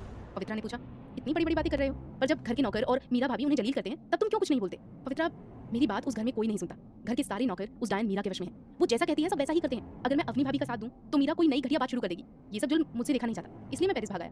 पवित्रा बोली, एक औरत के लिए या तो उसका पति सही होना चाहिए या ससुराल वाले, पर भाभी के मामले में तो दोनों ही किस्मत खराब निकली। तुझे पता है पवित्रा, भाभी की सबसे अच्छी बात क्या है? सब उन्हें कोयला बुलाते हैं, पर वो कभी बुरा नहीं मानती, वो इसे बहुत सहजता से लेती हैं। कृष्णा अपनी धुन में बोलता रहा। पवित्रा ने टोकते हुए कहा, वो सब ठीक है, पर ये बताओ कि भाई के बारे में तुम इतने यकीन से कैसे कह रहे थे कि उनका मन बदल रहा है? कृष्णा की दिलचस्पी बढ़ गई। उसने कहा, हाँ बदल रहा है, लेकिन तूने ऐसा क्यों कहा? पवित्रा ने रहस्यमयी मुस्कान के साथ कहा, आज सुबह तुम्हारे भाई ने भाभी के होठों पर इतना गहरा किस किया कि खून निकल आया। ये सुनते ही कृष्णा उछल पड़ा, क्या तुझे ये सब कैसे पता? क्या तूने घर में कोई जासूस छोड़ रखा है? वहाँ तो सब मीरा के आदमी है। पवित्रा ने गर्व से कहा, वो मेरा होने वाला ससुराल है, मुझे खबर तो रखनी पड़ेगी ना। भले ही सब मीरा के चमचे हों, पर मैंने अपने 2 वफादार लोग वहाँ सेट कर रखे हैं। उन्होंने ही मुझे ये खबर दी और ये भी बताया कि आज सुबह भाभी के पैर पर गर्म कॉफी गिर गई थी। कृष्णा परेशान हो गया, क्या भाभी का पैर चल गया? क्या बहुत ज्यादा चोट आई है? मैं अभी फोन करूं क्या उन्हें? कृष्णा की फिक्र देखकर पवित्रा को थोड़ी जलन हुई। बोली, शांत हो जाओ कृष्णा, मैं समझती हूँ कि तुम्हें अपनी भाभी की फिक्र है, पर मुझे थोड़ी पोसेसिवनेस हो रही है। इससे पहले की बात आगे बढ़ती, ऑफिस का मैनेजर अंदर आ गया और वे फिर काम की चर्चा करने लगे। उधर अबू धाबी में रंजीत मामा काफी उदास बैठे थे। उनके दोस्त शंकर ने पूछा, क्या हुआ रंजीत, इतने बुझे क्यों? रंजीत ने गहरी सांस ली और कहा, शंकर, मुझे लगता है मैंने अपनी की शादी अपने उस पागल भांजे विवान से करा के बहुत बड़ी गलती कर दी। अपनी बहुत नेक लड़की है, मुझे लगा था उसकी सादगी विवान की जिंदगी बदल देगी, और उस लड़के को सिर्फ चमड़ी का रंग दिखता है, मन का नहीं। क्या मतलब? शंकर ने पूछा। विवान उस बेचारी को घर की नौकरानी बनाकर रख रहा है, खुद तो अपमान करता ही है, नौकरों से भी उसकी बेइज्जती करवाता है। किसी घर की बहू को नौकर जलील करे, ऐसा अजूबा सिर्फ उसी घर में हो सकता है। अपनी की माँ ने उसे बहुत लाड प्यार और दुनियादारी से दूर रखकर पाला था, इसलिए वो सब सह रही है। मुझे उसे वहाँ अकेला नहीं छोड़ना चाहिए था। रंजीत पछतावे की आग में जल रहे थे। इधर मल्होत्रा हॉस्पिटल की आलिशान बिल्डिंग में आशिका ने कदम रखा। वो इस अस्पताल की पार्टनर थी, पर कभी घमंड नहीं दिखाती थी। उसके केबिन के बाहर लिखा था, doctor Ashika Malhotra, MBBS MD, स्त्री एवं प्रसूति रोग विशेषज्ञ। आशिका बहुत ही काबिल डॉक्टर थी और उसकी कोशिश हमेशा नॉर्मल डिलीवरी की ही रहती थी। इसी वजह से उसकी साख बहुत बढ़ गई थी। जैसे ही वो अपनी कुर्सी पर बैठी, उसका फोन बजा। स्क्रीन पर नाम देखते ही वो चिढ़ गई और बोली, कल आने का वादा करके नहीं आए, अब फोन उठाऊं? मर जाओ। इतना कहकर उसने फोन साइलेंट कर दिया। तभी नर्स शिवानी अंदर आई। Good morning ma'am. Good morning Shivani, आज कोई डिलीवरी केस है? अभी तो नहीं है मैम, पर 2 पेशेंट्स की ड्यू डेट इसी हफ्ते है। आशिका ने अपना शेड्यूल चेक करते हुए कहा, ठीक है, आज शाम 4 बजे तक ही अपॉइंटमेंट रखना। दूसरी तरफ अभी ने सारा नॉनवेज खाना तैयार कर लिया और बड़े से टिफिन में पैक करके बाहर आई। राजेश्वरी ने उसे देखा और पूछा, बहू खाना लेकर निकल रही हो? जी माँ जी। अभी ने धीमे से कहा, ध्यान से जाना बेटा। अभी ने रुककर कहा, माँ जी, आपके लिए वेज खाना भी बना दिया है और आशिका दीदी के लिए चिकन बिरयानी और चिकन 65 अलग से पैक किया है। राजेश्वरी ने हैरान होकर कहा, पर उसने तो सुबह ही मना किया था ना। दीदी को चिकन बिरयानी बहुत पसंद है, इसलिए भेज दिया। अवनी की फिक्र देखकर राजेश्वरी की आंखें भर आई। तभी मीरा वहां थी और रॉब से बोली, ए कहाँ सज धज कर निकल रही है, मुझे भूख लगी है, खाना परोस। इससे पहले अवनी कुछ कहती राजेश्वरी बोल पड़ी, वो खाना लेकर ऑफिस जा रही है, तुझे भूख लगी है तो खुद परोस कर खा ले, मेरे लिए भी लगा दे, मैं आ रही हूँ। मीरा चिढ़ गई, मम्मी जी आप इसका इतना साथ मत दिया कीजिए। तभी ड्राइवर टिफिन लेकर कार की ओर बढ़ा। राजेश्वरी ने अवनी से कहा, बहू आज तू भी कार में ही चली जा। मीरा ने फौरन तंज कसते हुए कहा, उसके लिए भी एक हैसियत चाहिए मम्मी जी, जो इसके पास नहीं है। अवनी ने विनम्रता से कहा, नहीं माँ जी, मैं हमेशा की तरह ऑटो से ही चली जाऊंगी। वो घर से बाहर निकली और ऑटो स्टैंड की ओर बढ़ गई। ऑटो में बैठते ही उसने आंखें मूंद ली। सुबह से काम में जुटी अवनी के लिए वो 10 मिनट का सफर ही आराम का वक्त था। उसे पता था कि ऑफिस पहुंचते ही उसे लोगों की नफरत भरी नजरें और विवान के कड़वे बोल झेलने हैं, पर वो अनहोनी से बेखबर थी। अवनी जैसे ही ऑटो से नीचे उतरी, हमेशा की तरह चौकीदार ने आगे बढ़कर ऑटो वाले को पैसे दे दिए। ऑटो वाला पैसे लेकर वहां से चला गया। अवनी ने मन ही मन सोचा, शुक्र है कम से कम ये लोग इसके पैसे दे देते हैं, वरना अगर ये भी मुझे अपनी जेब से देने पड़ते तो मैं क्या करती। वो चुपचाप बिल्डिंग के अंदर चली गई। उसने एक बार भी ये नहीं सोचा कि साहब की कार तो यहीं आई है, अगर मैं भी उन्हीं के साथ बैठकर आ जाती तो क्या हो जाता। उन्हें आखिर मुझसे इतनी क्या चिढ़ है। दरअसल अवनी ने अपने पेरेंट की मौत के बाद से खुद को ये समझा लिया था कि जो हो रहा है उसे होने दो, तभी मन की शांति बनी रहेगी। अकेले रहते हुए उसने कभी इतने दुख नहीं झेले थे जितने विवान से शादी के बाद उसे झेलने पड़ रहे थे। वो जैसे ही रिसेप्शन के पास से गुजरी, वहां बैठी लड़की ने उसे ऊपर से नीचे तक नफरत भरी नजरों से देखा। अवनी ने उसे नजरअंदाज किया और 7वीं मंजिल पर मौजूद विवान के कैबिन की ओर जाने के लिए सीढ़ियां चढ़ने लगी। वहीं खड़ी 2 लड़कियां उसे देखकर कानाफूसी करने लगी। एक ने कहा, देख रही है इसकी किस्मत, हमारे बॉस के घर में जम गई है, वो भी उनकी पत्नी बनकर, इसे कहते हैं रातों रात किस्मत चमकना। दूसरी ने नफरत से चुटकी ली, किस्मत क्या खाक चमकी है, जहाँ इज्जत ही ना हो वहाँ गुलाम बनकर रहने से क्या हासिल होगा। उसकी बात अवनी के कानों में साफ पड़ी, पर उसने अनसुना कर दिया। 7वीं मंजिल तक पहुंचते पहुंचते उसे न जाने कितने ही लोगों के तानों का सामना करना पड़ा। सीढ़ियां चढ़ते हुए उसके पैर का जख्म बुरी तरह टीस मार रहा था। आखिरकार वो विवान के कैबिन के बाहर पहुंची और अंदर जाने के लिए उसकी इजाजत का इंतजार करने लगी। अंदर विवान अपने दोस्त विघ्नेश के साथ किसी चर्चा में था। उसका ध्यान दरवाजे की तरफ नहीं गया। तभी पीए पुष्कर किसी फाइल के साथ बाहर निकला। उसने अवनी को अकेले खड़ा देखा तो चौंक गया, अरे आप अंदर क्यों नहीं गई, यहाँ बाहर क्यों खड़ी हो। अवनी ने धीमे से कहा, मैं साहब की परमिशन की वेट कर रही हूँ। पुष्कर भैया क्या लंच ऊपर पहुंच गया है। हाँ सब आ गया, तुम अंदर जाओ, तुम्हारे पैर में तो चोट लगी है। ये कहकर पुष्कर ने दरवाजा खोल दिया। अवनी हिचकिचाते हुए अंदर दाखिल हुई। विवान और विघ्नेश अपनी बातों में बिजी थे। पुष्कर ने अंदर आकर कहा, आप खड़ी क्यों हो, इस चेयर पर बैठ जाओ। अवनी ने फौरन मना कर दिया, नहीं भैया मैं खड़ी ही ठीक हूँ, मेरे लिए यही बेहतर है। वो एक कोने में जाकर चुपचाप खड़ी हो गई। अंदर विघ्नेश पूछ रहा था, तो विवान इस प्रॉब्लम का कोई हल निकला, आगे क्या करने का इरादा है। विवान ने थके हुए स्वर में कहा, फिलहाल तो कोई आइडिया नहीं है, मेरा दिमाग अभी काम नहीं कर रहा, शांति से सोचकर कोई फैसला लूंगा। विघ्नेश ने टोकते हुए कहा, वो सब तो ठीक है, पर उस बेचारी को टॉर्चर करना बंद कर सकता है ना। सुना है आज सुबह तूने जानबूझकर उसके पैर पर खौलती हुई कॉफी गिरा दी। ये सुनते ही विवान ने विघ्नेश को खून पीने वाली नजरों से घूरा। विघ्नेश पीछे नहीं हटा और बोला, देख भाई मुझे ऐसे मत घूर, पुष्कर नहीं बताया कि घरवाले कह रहे थे कि तूने गुस्से में जानबूझकर कॉफी का कप उसकी तरफ फेंका था। यार वो लड़की कितनी मासूम है, तू उसके साथ ऐसा कैसे कर सकता है। विवान ने बड़ी सफाई से कहा, बिना सच जाने बकवास मत कर विघ्नेश, मैं राक्षस हूँ, पत्थर दिल हूँ, जालिम हूँ, ये सब ठीक है, पर मैं इतना भी नहीं गिरा हूँ और ना ही कभी गिरूंगा। विघ्नेश ने उसे आईना दिखाते हुए कहा, इतना शरीफ बनने की कोशिश मत कर विवान, मैं तुझे अच्छे से जानता हूँ, जब तुझे गुस्सा आता है तो तू इंसान नहीं रहता। किसी और का गुस्सा उस मासूम लड़की पर मत उतार, वो सच में बहुत बुरी है। विवान का पारा चढ़ गया। वो कड़क आवाज में बोला, बस कर, तू उसकी वकालत क्यों कर रहा है, मेरा जो मन करेगा मैं वही करूंगा, मुझे किसी को सफाई देने की कोई जरूरत नहीं है। अगर तुझे मेरी ये बातें पसंद है तो रुक, वरना तू जा सकता है। विघ्नेश को ये बात बहुत बुरी लगी। उसने गुस्से में कहा, विवान तू बहुत बड़ी गलती कर रहा है, गुस्से में तू होश खो देता है। एक दोस्त होने के नाते मेरा हक है कि मैं तुझे टोकूं। पुष्कर ने भी तुझे सुधारने की कोशिश की थी, पर तूने उसे अपना पीए बना दिया और दोस्ती खो दी। अगर तू मेरी भी दोस्ती खोना चाहता है तो फिर तेरी मर्जी। विघ्नेश गुस्से में कैबिन से बाहर निकला और वहां खड़ी अवनी को देखा। उसने सहानुभूति से पूछा, अरे मैडम आप आ गई, क्या आज भी अपने उस पागल पति के कहने पर आप 7 मंजिलें चढ़कर आई हैं। अवनी ने खामोशी से अपनी गर्दन हिला दी। ये देख विघ्नेश बिफर पड़ा, अरे दिमाग तो उसका खराब है ही, तुम्हारा क्या हुआ। अगर वो कुछ गलत कह रहा है तो तुम्हें वो नहीं करना चाहिए। लिफ्ट होते हुए भी वो तुम्हें सीढ़ियों से चढ़ा रहा है और तुम चढ़ रही हो, हद है। अवनी ने धीरे से कहा, भैया आप गुस्सा क्यों हो रहे हैं, मुझे सीढ़ियां चढ़ने से कोई प्रॉब्लम नहीं है, मैं ठीक हूँ। कहते कहते उसके पैर कांपने लगे और उसने सहारा लेने के लिए दीवार पकड़ ली। विघ्नेश का गुस्सा अब 7वें आसमान पर था। हाँ दिख रहा है कितनी ठीक हो, पैर कांप रहे हैं तुम्हारे और ऊपर से सुबह पैर भी चला लिया। दिमाग नाम की चीज है कि नहीं तुम दोनों में। तभी विवान बाहर निकला और अवनी को विघ्नेश के साथ देखकर जहर उगलते हुए बोला, क्यों अब इसे भी अपनी बातों में फंसा। विवान के मुंह से अपशब्द निकलने ही वाले थे कि विघ्नेश ने उसका मुंह हाथ से दबा दिया और बोला, खबरदार विवान, अपनी ये जहरीली जुबान मत खो, ये मेरी छोटी बहन जैसी है। नहीं मेरी छोटी बहन ही है, मुझे तेरी बिरयानी नहीं चाहिए, मैं बाहर खा लूंगा। विघ्नेश गुस्से में वहां से चला गया। अवनी की आंखों में आंसू भर आए। विवान को अंदर ही अंदर पछतावा हुआ कि उसने अवनी को चोट पहुंचाने के चक्कर में अपने सबसे पुराने दोस्त का अपमान कर दिया, पर बाहर उसने कुछ जाहिर नहीं होने दिया। उसने अवनी को घूरते हुए कहा, क्या हुआ मैडम, खाना परोसेंगी या वो भी मुझे खुद ही करना पड़ेगा। अवनी बिना कुछ बोले उसके कमरे के अंदर बनी डाइनिंग एरिया में गई और टिफिन खोलकर सब सजाने लगी। कमरे में बिरयानी की खुशबू फैल गई। विवान हाथ धोकर बैठ गया। अवनी ने प्लेट लगाया, उस पर बिरयानी, रायता और चिकन रखा। विवान ने उसे फिर घूरा तो उसने झट से मीठे का कप बाहर निकाला। विवान तंज कसते हुए बोला, हर चीज रोज बतानी पड़ती है, खुद का दिमाग तो चलता नहीं। अवनी ने सफाई दी, नहीं सर मैं सब लेकर आई हूँ। उसके पैर बुरी तरह दुख रहे थे, मानो वो कह रहे हो थोड़ी देर के लिए बैठ जाओ, पर अवनी की इतनी मजाल रहा। वो उसके बगल में खड़ी होकर उसे खाना परोस दिया। विवान ने 2 बार बिरयानी खाई और तीसरी बार अचानक वो चिल्ला उठा, इतनी मिर्च, क्या सारा गुस्सा इसी में निकाल दिया। अवनी घबरा कर पानी की बोतल उसकी तरफ बढ़ाते हुए बोली, नहीं सर मैंने तो मिर्च बहुत कम डाली थी। विवान ने जानबूझकर कहा, तो क्या मैं झूठ बोल रहा हूँ, सच में बहुत मिर्च है। उसने हाथ भर बिरयानी उठाई और जबरदस्ती अवनी के मुंह में ठूस दी। खा, तू खुद खाकर देख, तब पता चलेगा कितनी मिर्च है। अवनी उसे चबा भी नहीं पा रही थी, उसका दम घुटने लगा और उसने वैसे ही निगल लिया। विवान ने उसे खिलाया तो था, पर अवनी को लगा कि उसे सजा दे रहा है। विवान ने पूछा, क्यों, है ना मिर्च। अवनी ने कहा, नहीं सर मुझे तो ठीक लगी। अगर आपको ज़्यादा लग रही है तो आप ये हलवा खा लीजिए, अच्छा लगेगा। मीठा? ठीक है, खा लेता हूँ। कहते हुए विवान ने अवनी का हाथ पकड़ा और उसे खींचकर अपनी गोद में बिठा लिया। अवनी के होश उड़ गए। विवान ने उसके होठों को सहलाया और बड़ी नज़ाकत से उन्हें चूमने लगा। अवनी पिघल गई। उसका दिमाग कह रहा था कि ये गलत है, पर उसका शरीर विवान के स्पर्श से जैसे सुध-बुध खो बैठा था। केबिन के अंदर ये दोनों एक दूसरे में खोए हुए थे। अचानक विवान ने झटके से अपना हाथ हटाया और अवनी को जोर से धक्का दे दिया। अवनी लड़खड़ाकर नीचे फर्श पर गिर पड़ी। अवनी उस मदहोशी से बाहर नहीं आ पा रही थी। विवान के लिए उसके होंठ उस ब्रेड हलवे से कहीं ज़्यादा मीठे और लजीज थे। हालांकि उसका दिमाग खुद से कह रहा था, मैं ये सब अपनी मर्जी से नहीं कर रहा, मैं तो बस उसे चोट पहुंचाने के लिए ऐसा कर रहा हूं। पर उसके कदम रुक नहीं रहे थे। एक वक्त ऐसा आया जब होठों का स्वाद नमकीन हो गया। तब जाकर विवान होश में आया। उसने झटके से अपना हाथ हटाया और अवनी को जोर से धक्का दे दिया। अवनी लड़खड़ाकर नीचे फर्श पर गिर पड़ी। विवान ने बिना किसी रहम के आग उगलते हुए कहा, क्या हुआ? मुझे लगा मिर्च लग रही है तो शहद चख लूं। सोचा तू मदद करेगी, पर तू तो रोध होकर सीन क्रिएट कर रही है। ये सब नाटक मत कर, तुझे तो इन सब बातों का पुराना तजुर्बा होगा ना। तू तो पहले ही अपना सब कुछ लुटा चुकी है ना? अवनी के सब्र का बांध टूट गया। वो बोली, क्या मैं कोई बाजारू औरत लगती हूँ? आपने मुझे किसके साथ सोते हुए देखा है जो हर बात में यही ताना मारते हैं? एक हफ्ते से मैं चुप हूँ क्योंकि मुझे लगा ये शादी आपकी मर्जी के खिलाफ हुई है, इसलिए आप गुस्से में बोल रहे हैं। पर अब समझ आया, आप तो प्लान बनाकर मुझे जलील कर रहे हैं। अब मैं चुप नहीं रहूंगी, आज फैसला होकर रहेगा। तभी विवान फिर बोला, ए जवाब दे, पहले भी ये सब कर चुकी है ना? तभी अवनी को एहसास हुआ कि उसने जो कुछ भी कहा वो सब उसके मन की आवाज़ थी। उसने अपना माथा पीट लिया। धत तेरी की, मुझे लगा मुझ में हिम्मत आ गई। माँ, आपने मुझे इतना डरपोक क्यों बनाया कि मैं जुबान तक नहीं खोल पाती? वो उसे पलटकर जवाब देने की हिम्मत नहीं जुटा पाई। बेबसी में अपनी वहीं जमीन पर घुटने मोड़ कर बैठ गई और फूट फूट कर रोने लगी। विवान का पत्थर दिल फिर भी नहीं पिघला। उसने चिढ़कर कहा, मगरमच्छ के आंसुओं की कोई कमी नहीं है, इंसान चैन से खाना भी नहीं खा सकता। मिर्च लगी तो दवा ढूंढने निकला और ये ऐसे रो रही है जैसे मैंने इसे कुछ कर दिया हो। उसने हाथ धोए और अवनी की तरफ इशारा करके हुक्म दिया, सुन, इस प्लेट में एक दाना भी नहीं बचना चाहिए, सब खत्म कर, और जो बच जाए वो पुष्कर को देकर यहाँ से दफा हो जा। इतना कहकर वो कमरे से बाहर निकल गया। बाहर आकर उसने एक लंबी सांस ली और खुद से बोला, उफ, ये लड़की मुझे पागल कर देगी। क्या होठ है उसके, अब भी दिल कर रहा है कि वापस जाऊं और उसे चूमता रहूं।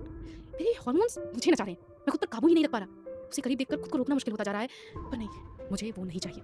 उसने सोफे पर लेटकर आंखें मूंद ली। वहीं अवनी काफी देर तक वहीं बैठकर रोती रही। उसे पता था अगर विवान आया तो फिर कोई कड़वा शब्द कहकर उसका दिल छल नहीं कर देगा। उसने अपने आंसू पोंछे और उसी प्लेट में खाना खाने लगी। उसने सारा खाना खत्म कर दिया। उसके मन में सवाल उठा, आज तक तो इन्होंने कभी नहीं कहा कि खाना खा लो, हमेशा डांटते ही थे, पर आज मुझ पर ये रहम कैसा? तभी उसके अंतर मन ने जवाब दिया, पगली, ये रहम नहीं था, उसने बस इसलिए कहा था कि खाना बर्बाद ना, मैं अनाथ हूं, इसलिए तो मुझे इतना टॉर्चर कर रहे हैं। उसने जल्दी जल्दी खाना खत्म किया और कमरा साफ कर दिया। जब वो बाहर आई तो विवान सोफे पर आंखें बंद किए लेटा था। तभी पुष्कर अंदर आया। क्या हुआ भाभी, साहब सो गए क्या? अवनी ने कहा, पता नहीं भैया, मैं अंदर सफाई कर रही थी। ये लीजिए, इसमें आपके और विघ्नेश भैया के लिए खाना है। पुष्कर ने कहा, विघ्नेश तो कब का चला गया और मुझे भी भूख नहीं है, आप इसे घर ले जाओ। तभी विवान ने आंखें खोली। क्यों पुष्कर, क्या बाहर से खा लिया या किसी और ने साहब के लिए खाना भेज दिया? मैंने सुना है इंसानों को 3 वक्त भूख लगती है। पुष्कर चुपचाप टिफिन लेकर अपने कमरे में चला गया। अवनी ने हिचकिचाते हुए कहा, सर मैं घर जा रही हूँ। विवान ने अकड़ कर कहा, मेरे लैपटॉप में कंस्ट्रक्शन साइट का आउटलाइन प्लान है, उसका इंटीरियर चेक कर और देख के डिजाइन सही है या नहीं। अंदर खाना खाया है ना, ये उसकी मजदूरी है। अवनी को काम से कभी डर नहीं लगता था, खासकर कंस्ट्रक्शन के काम से। लोगों ने उसे बहुत ताने दिए थे कि लड़की होकर सिविल इंजीनियर बनकर क्या करेगी, पर अवनी का सपना यही था। आज एक हफ्ते के बाद उसे अपने पसंद के क्षेत्र में काम करने का मौका मिला था। भले ही वो एक मजदूरी के तौर पर था। उसने लैपटॉप उठाया और काम में जुट गई। विवान वहीं लेटे लेटे उसकी कमर के उतार चढ़ाव को निहारने लगा। इधर अपने कमरे में मीरा बैठी अपनी माँ की घटिया नसीहतों को याद कर रही थी। अगर मैं इस कोयले को और ज्यादा टॉर्चर करूँ तो ये बिना बताए घर छोड़कर भाग जाए, फिर विवान मेरी तरह अकेला हो जाएगा। तब मैं उसे सहारा दूंगी और कहूंगी कि इस बिजनेस को संभालने के लिए तुम्हें मेरी जरूरत है और इसके लिए हमें शादी करनी होगी। मीरा इन्हीं सुनहरे सपनों में थी कि उसका फोन बजा। किसी आदमी का फोन था। मीरा ने कॉल उठाया। क्या हाल है डार्लिंग? उधर से आवाज़ आई, मैं ठीक हूँ, पिछली बार पार्टी में क्यों नहीं आए? मीरा ने पूछा। वो आदमी मक्खन लगाते हुए बोला, अरे डार्लिंग वहाँ सब आंटियाँ आती हैं, मैंने एक नई कम उम्र की लड़की ढूंढ ली थी, पर सच कहूँ तो वो तेरे लेवल की नहीं है। तू आज भी एकदम कड़क है, तेरा ये बदन, ये कर्व्स, आज की लड़कियाँ तो साइज 0 के चक्कर में सूख गई हैं। तू तो सोने की मुहूर्त, मिलने आएगी क्या? मीरा को उसकी बातें अच्छी लग रही थी। वो बोली, नहीं यार, आजकल बस विवान का ख्याल आता है। आज सुबह वो बहुत मैनली लग रहा था, उसे देखकर मेरा दिल धड़कने लगता है, पर वो पट ही नहीं रहा। उधर से वो शैतान बोला, बेबी तेरी सुंदरता देखकर भी वो नहीं पिघल रहा, तो साड़ी में कितनी हॉट लगती है, उसे पता नहीं क्या? मीरा बिना किसी शर्म के उसकी बातें सुनकर मुस्कुरा रही थी। दूसरी तरफ ऑफिस में अवनी काम में पूरी तरह डूब चुकी थी। इस डिजाइन के लिए ये कलर बेस्ट रहेगा, अगर मैंने इसे बदला तो क्या वो गुस्सा करेंगे? जो होगा देखा जाएगा। काम के मामले में शायद वो मेरी बातें समझे। वो खुद से बातें करने में मग्न थी। अवनी के दोस्त नहीं थे, इसलिए वो खुद से ही बातें करती थी। विवान उसका फायदा उठा रहा था। वो उसे ऊपर से नीचे तक घूर रहा था। वो अवनी को महसूस कर रहा था, हालांकि खुद को यही दिलासा दे रहा था कि मैं तो बस उसे घूर रहा हूँ। तभी पुष्कर किसी फाइल पर साइन लेने के लिए आया और दरवाजा खटखटाया। विवान ने झट से अपना फोन निकाला, पुष्कर को एक मैसेज भेजा और अपना फोन स्विच ऑफ कर दिया। विवान काम में डूबी हुई अवनी को एकटक निहार रहा था। वो सांवली मूरत उसे अपनी ओर खींच रही थी। तभी पुष्कर ने फाइल पर साइन लेने के लिए दरवाजा खटखटाया। विवान ने झट से मोबाइल पर उसे मैसेज भेजा, मैं बिजी हूँ, बाद में आना, और अपना फोन स्विच ऑफ कर दिया। अवनी इन सब बातों से बेखबर अपने काम में मग्न थी। विवान की नजरें उसके चेहरे से हट ही नहीं रही थी। न जाने उस सांवलेपन में उसे क्या दिख गया था कि वो अपनी भावनाओं पर काबू नहीं पा रहा था। उसने पास रखी स्कॉच की बोतल उठाई और गली से नीचे उतार ली। शराब ने उसके भीतर की आग को और भड़का दिया। वो धीरे से उठा और अवनी के पास जाकर खड़ा हो गया। अवनी को भनक तक नहीं लगी कि वो उसके इतने करीब है। अगले ही पल विवान ने उसे अपनी बाहों में उठा लिया और बेडरूम की तरफ बढ़ गया। जब उसने अवनी को बिस्तर पर पटका, तब जाकर अवनी को एहसास हुआ कि क्या हो रहा है। विवान ने रिमोट से दरवाजा लॉक कर दिया और उसके ऊपर झुक गया। उसके हाथ अवनी के शरीर पर अपनी मनमर्जी चलाने लगे। विवान के इरादे समझते ही अवनी को जोर जोर से रोना आया। उसने उसे धक्का देने की कोशिश की और चीखी, सर ये क्या कर रहे हैं आप? आपने कहा था काम बाकी है, इसलिए मैं रुकी थी। अभी काम पूरा नहीं हुआ, मुझे घर जाना है। हटिए, छोड़िए मुझे। पर अवनी की कमजोरी विवान के जुनून के आगे हार रही थी। वो जितना विरोध करती, विवान उतना ही कठोर होता जा रहा था। उसने एक बार फिर अवनी की फोटो को अपनी गिरफ्त में ले लिया। सुबह और दफ्तर के जख्म अभी ताजे थे। विवान की सख्ती ने उन्हें और ज्यादा लहूलुहान कर दिया। अभी दर्द